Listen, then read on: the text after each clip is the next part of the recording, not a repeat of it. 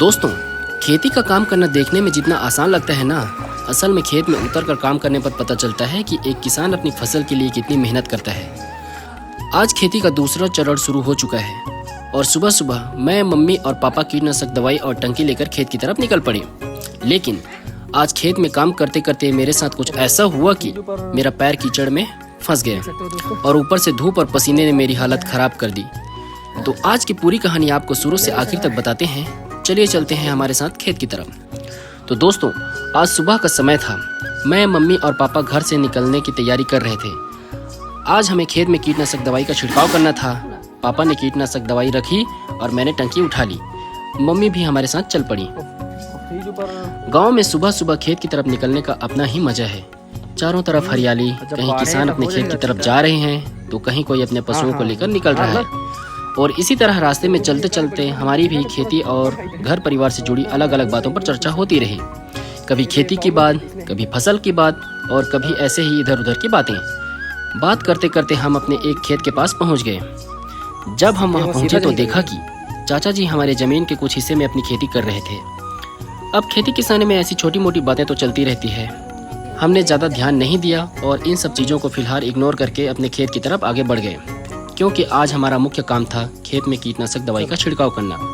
और दोस्तों, खेती में मैंने एक बात सीखी है, अगर हर छोटी बड़ी बात में उलझते रहेंगे तो अपना काम पीछे छूट जाएगा। इसलिए हम आगे बढ़ते गए। थोड़ा आगे बढ़े तो रास्ते में सेठ जी का सब्जी का बगीचा आ गया। यहाँ सेठ जी अभी खीरे की सब्जी खेती किए हैं और इस समय खीरे के पौधों पर अच्छे खासे खीरे आने लगे हैं। मैंने सोचा कि आज खेत से वापस आते समय यहाँ से कुछ खीरे जरूर ले जाऊंगा। और दोस्तों, अगर आपको भी सेठ जी के खेत के ताजे देसी खीरे चाहिए तो बोजिया आकर सेठ जी से जरूर संपर्क करिए। खेत में उगाई हुई सब्जी का स्वाद ही अलग होता है। बाजार से सब्जी खरीदने और अपने खेत से ताजी सब्जी तोड़कर खाने में बहुत फर्क होता है। खैर, खीरे को देखते हुए हम आगे बढ़े। आगे रास्ते में हमें झटके वाला तार मिला। गांव में खेतों के पास ऐसे कई तार कई जगह देखने को मिल जाते हैं, इसलिए हमें काफ़ी सावधानी से उसे पार करना पड़ा। मैंने पहले रास्ता देखा और फिर सावधानी से तार को पार किया और आखिरकार हम अपने खेत के पास पहुंच गए। अब असली काम शुरू होने वाला था।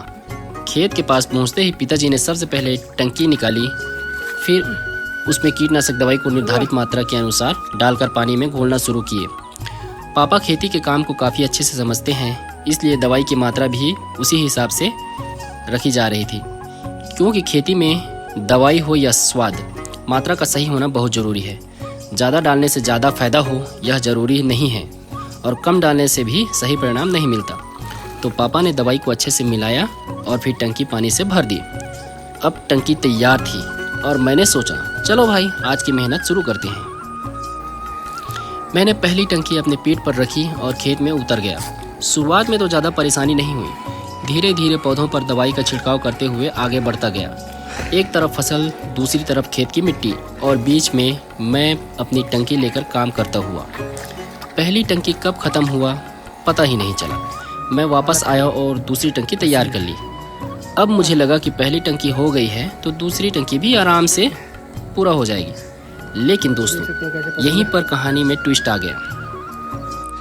जैसे ही दूसरी टंकी लेकर खेत में आगे बढ़ा, अचानक मेरा पैर कीचड़ में बुरी तरह फंस गया। पहले तो मैंने सोचा कि आराम से पैर निकाल लूँगा, लेकिन पैर निकलने का नाम ही नहीं ले रहा था। मैंने थोड़ी जोर लगाया, फिर थोड़ा और जोर लगाया, लेकिन कीचड़ ने तो जैसे मेरा पैर पकड़कर बोल दिया हो, आज तो नहीं जाने दूंगा। ऊपर से पीठ पर दवाई टंकी, तेज धूप, शरीर से पसीना निकल रहा था और मैं एक पैर निकालने के चक्कर में पूरा जोर लगा रहा था। उस समय सच में हालत खराब हो गई थी। किसी तरह धीरे धीरे पैर को घुमाया और आखिरकार कीचड़ से पैर बाहर निकाल लिया। लेकिन पैर निकलने के बाद मेरी हालत ऐसी हो गई थी कि कुछ देर वहीं खड़े होकर सांस लेना पड़ा। दोस्तों, खेत में काम करना और वो भी धूप में, कैमरे में शायद ज़्यादा मुश्किल दिखाई नहीं देता होगा, लेकिन जब खुद खेत में उतर कर काम करते हैं तब पता चलता है कि कितनी मेहनत लगती है। दूसरी टंकी लेकर काम करते करते शरीर पूरा पसीने से भीग चुका था। ऊपर से धूप अलग परेशान कर रही थी। मैंने किसी तरह खुद को संभाला और सोचा, चलो भाई अब टंकी खत्म करके ही बैठेंगे। फिर धीरे धीरे काम करता रहा और आखिरकार दूसरी टंकी भी खत्म कर दी। टंकी उतारी और सीधा खेत की मेड़ पर जाकर बैठ गया। सच बताऊं दोस्तों, मैं बुरी तरह हाँफ रहा था। उस समय ऐसा लग रहा था कि अभी बस आराम ही करना है। अब तीसरी टंकी तैयार करने की बारी थी। इस बार पिताजी ने कहा कि तुम थोड़ी देर आराम कर लो, अब तीसरी टंकी मैं करता हूँ। पिताजी ने टंकी उठाई और खेत में काम करने चले गए और मैं वहीं मेड़ पर बैठकर थोड़ी देर आराम करने लगा। उन्हें खेत में काम करते हुए देख रहा था। एक टंकी खत्म होती, फिर दूसरी तैयार होती, फिर उसे लेकर खेत में उतरते। ऐसे करते करते करीब 5 टंकी का काम पूरा किया। काम करते करते शरीर थक चुका था, लेकिन जब खेत का काम पूरा हुआ तो मन में अलग ही संतुष्टि थी, क्योंकि मेहनत चाहे कितनी भी हो, जब अपने खेत का काम पूरा होता है ना तो अंदर से खुशी मिलती है। अब खेत का काम पूरा हो चुका था। हमने अपना सामान समेटा और घर की तरफ निकल पड़े। लेकिन घर जाने से पहले हमें सेठ जी के खीरे वाला बगीचा याद आ गया। मैंने कहा कि भाई आज इतनी मेहनत की है तो कुछ ताज़े खीरे लेकर घर चलते हैं। फिर हम खीरे की बारी में गए। वहाँ करीब 1.5-2 किलो ताज़े खीरे तोड़ लिए। एकदम ताज़े खीरे सीधे खेत से घर के लिए।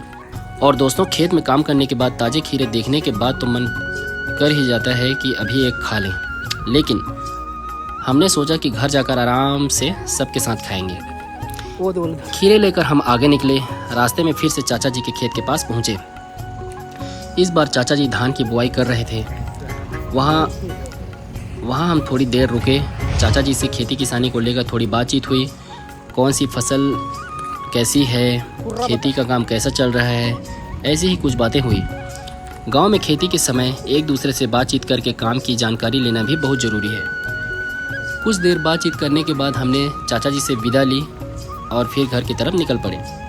इतना काम करने के बाद आखिरकार हम घर पहुंच गए। घर पहुंचते ही सबसे पहले नज़र उन ताज़े ताज़े खीरों पर पड़ी। फिर क्या था, खीरा काटा और सब ने मिलकर खाना शुरू कर दिया।